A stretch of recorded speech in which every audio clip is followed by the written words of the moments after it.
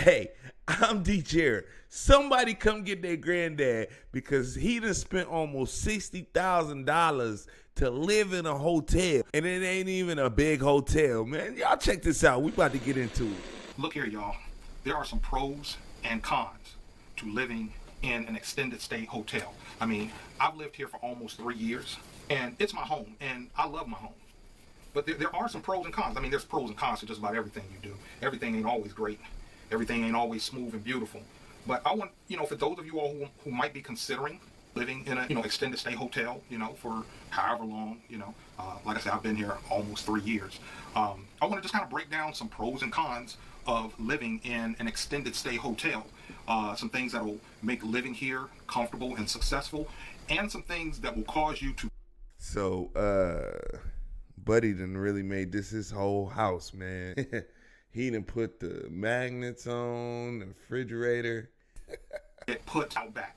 I'm going to show you all what I mean when I say get put out back. There's some behaviors that you have to abide by, because for all intents and purposes, this might seem like an efficiency apartment or something like that.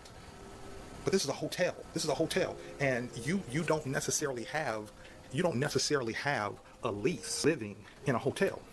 And there's some things that will get you put out back. Now you see this area right here, this little alleyway right here? Whenever I show my plants, that's what I mean by out back. Once you get on that other side of that fence, you are out back. And I've seen people get put out back, as in their stuff, they were out there on the other side of that fence with their stuff. So if you've seen people get their stuff put out back, wouldn't you want to take that as a warning not to do what you're doing right now? It just doesn't seem like that's a good idea. But we'll keep rolling. Their bags, everything they have is out back. So we're gonna get into that. I want to get into some of the pros and cons of living in an extended stay hotel. I just want to show you all my latest addition to my hat collection. Yeah, the Baltimore Ravens beat the Steelers last night in the wild card playoff game.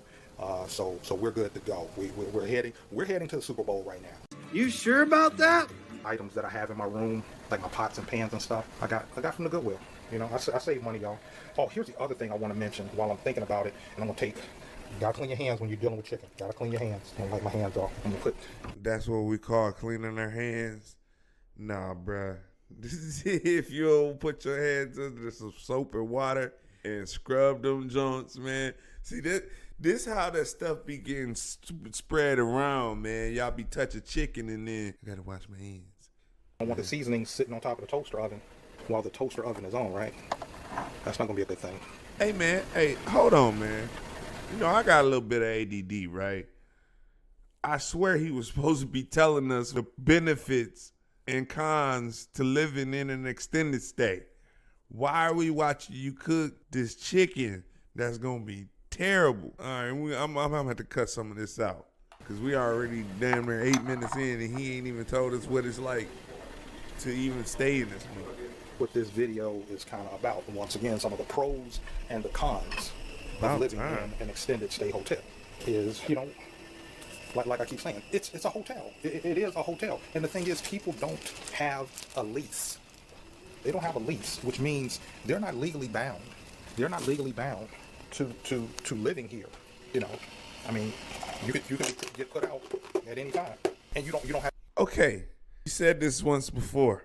You are aware that this could totally happen to you, and you choose to just keep on living there. Like, bruh, like you wouldn't even get a proper eviction. They just gonna show up and be like, hey, you gotta go. And so now you gotta move all your plants.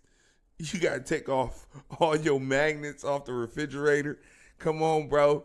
This ain't the way to move, man. Have any legal recourse. You don't have any legal recourse. So that's why you kind of want to be on your P's and Q's, which is fine with me. And the cons of living in an extended stay hotel. I live in in-town suites. My guy, you wasted 14 and a half minutes of my time. But I'm not going to make my 10 subscribers that come back faithfully to watch my video watch this whole thing. So we're going to chop and screw a lot of this up right here. But make sure to check the description because I'm going to leave a link if you want to check out the whole video. And these are some of the things that I've experienced in almost 3 years of living here. You know, like I just said, you might have heard my neighbor. You might have heard his voice just a few minutes ago when I was shooting this video. And that's one of the first things. You might have heard my neighbor as I was, working on this video. The walls are kind of thin. That's one of the aspects of living here is the walls are kind of thin. You can hear your next door neighbor right next door, you know? And bro, I can tell you ain't getting no box, so you just all the time you hear your neighbor's wall just, you know, he probably be putting his ear to it, and he's just. We go get back into it, bro. And this particular neighbor, you know, I guess he just checked in. And Friday night, I heard him kind of moving in on Friday night, and Saturday morning, I was working on some eBay work, and you know, it had snowed. It had snowed Saturday night, so things were kind of shut down and slow on Saturday morning. You know, so I was working on some eBay work, trying to get some things done, and all of a sudden, all of this loud music and all of this bass, boom, boom, boom, boom, boom, boom, boom, boom, boom, boom, boom, boom, boom, boom, and all that, you know, kind of hardcore rap type stuff. And I'm like, oh my goodness, that's what we got going on. You know, but I've learned since living there. One of the good sides. I want to show you all this real quick. This is a pro or a con, depending on your financial status. Hey, hold on, man. Okay. No, is that $369 or $1369? It's got to be $369, because, buddy, man, if you paying damn near $2,800 every 2 weeks, nah, that's got to be $369. Okay, yeah, that's $369 a week. I was about to, man, but still, you know, it's like what's damn near $1,600 a month for that tiny little spot, man. Yo, bro, you tripping? Unless you somewhere where the rent is extremely high, you tripping. Depending on your financial status, this is a pro or con for you, and I'm gonna show you how it's a pro for me. This guy, he comes in and he's playing his music, and the one thing that I always tell myself when someone moves next to me, they probably won't be here long. Now, that's a little different if you live in a house and someone moves next door to you and they're inconsiderate and what have you. I mean, if you got a mortgage and they bought the house, I mean, you have to deal with that. You and your neighbor got to deal with each other. It's the same thing with an apartment. You know, somebody moves in next to you or above you or what have you. They've signed a year lease. You got to deal with that. But it's been my experience that most of my neighbors are only living next to me for a few weeks, and then they're gone. It's temporary, you know? Now, the price. You know, you're talking upwards, and the price that I showed you, that's before taxes and fees. So you're spending upwards of, what, $1,600 or more? $1,600 or more a month? You know, I pay weekly. I pay weekly for my space. You know, but that's not cheap. You're not going to have riffraff paying $1,600 or more a month to live in a hotel. Yeah, that's one of the issues. You know, that price is going to rule a whole lot of people out. And if you're not on top of your financial game, you're not going to be able to handle that. You know, I give all praise to God that, you know, like I say, I've called that place my home, and I've been able to afford it. So I just want to show or talk about one of the, you know, some of the pros and the cons.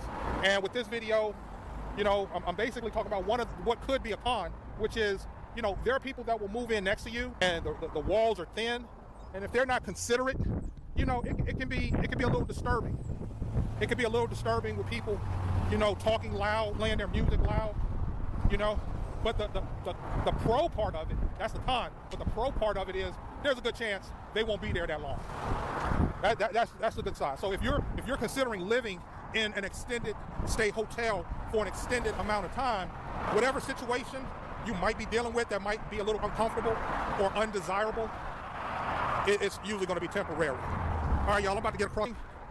Happy Sunday. Be blessed and be a blessing. Yo.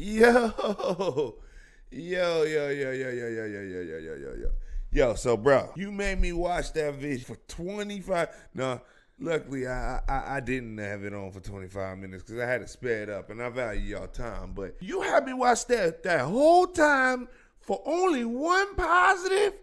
Bro, you paying $1,600 a month for that tiny little... Hey, bro. Say, man. He said he been there for 3 years, right? Let's do some simple math on this right here. Ooh-wee. So we got 1,600 times 12, and that's going to be times 3. So, my man, my God, you spent $57,600 to stay in that little piece of crap hotel? Come on, man. You too old for that, bruh. You too old for that. You need to put that money into a house. Granted, you don't want to pay the utilities. Okay. But you're already living on an ultra-conservative lifestyle. So if you moved into a house, let's say you bought you a house. You put a portion of that up for a down payment. You're in Baltimore. Let's look up Baltimore's cheapest house and see what we come up with. I'll be right back. So, my God, you're in Baltimore, right?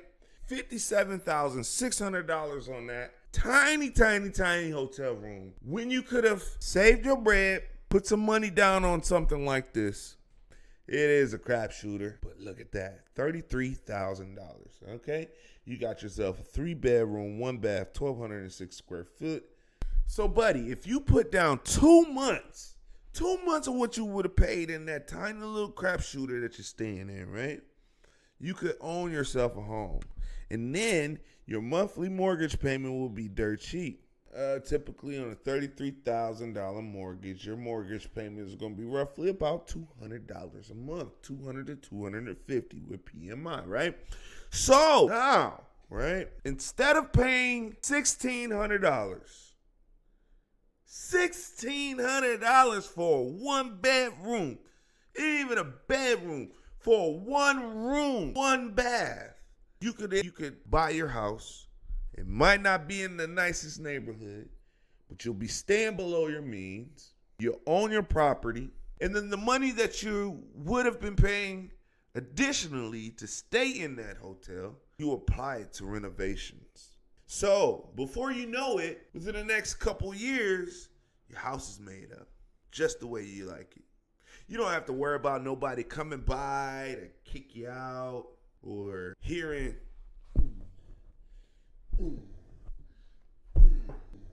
don't have to hear about none of that, right? Well, maybe here, I don't know, it's a little crap hole, but you be a homeowner.